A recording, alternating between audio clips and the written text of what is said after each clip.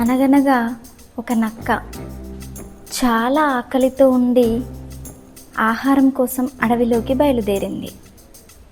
ఇప్పుడు కడుపు నిండా తింటే కానీ నా ఒంటికి సరిపడా శక్తి రాదు అనుకుంటూ వేగంగా నడుస్తోంది.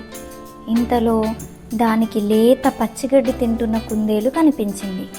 అమ్మయ్య, ముందు దీన్ని తినేస్తే కొంతలో కొంతైనా ఆకలి తీరుతుంది అనుకుంటూ కుందేలు దగ్గరికి వెళ్ళింది. అకస్మాత్తుగా వచ్చిన నక్కను చూడగానే కుందేలు గుండె ఆగినంత పనైంది. తప్పించుకునే మార్గం కూడా కనిపించలేదు. కానీ వెంటనే నక్క బావా, బాగున్నావా అంటూ ఎదురు వెళ్ళింది. ఆపు నీ కబుల్రు, ఇప్పుడు నేను నిన్ను తినేయబోతున్నా అంది నక్క. నీకు ఎదురుపడి తప్పించుకోవడం సాధ్యమా నక్క బావా? కానీ నన్ను తింటే నీ ఆకలి తీరదు. సగం ఆకలితో అతిథిని పంపడం మా ఇంట వంట లేదు అంది కుందేలు. అయితే ఇప్పుడేమిటి అంది నక్క. పక్కనే మా ఇంటి దగ్గర మా ఇల్లాలు ఉంది. నేను లేకపోతే అది ఒంటరిగా ఉండలేదు.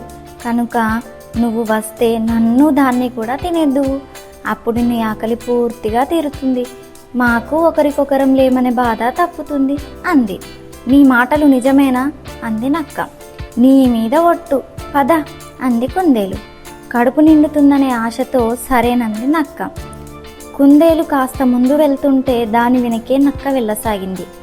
కొంత దూరంలో గుహ నుంచి బయటకు వస్తూ పెద్ద పులి కనిపించింది. వెంటనే కుందేలు, పులిరాజా, ఈ మూడో నక్కను కూడా తినేస్తే మీకు సోకిన గాలిరోగం పూర్తిగా తగ్గుతుంది, త్వరగా రండి అంది. ఆ మాటలకు నక్క ఉలిక్కిపడింది. గతంలో ఇలాంటి కుందేలే సింహాన్ని బావిలో పడి చచ్చేలా చేసింది.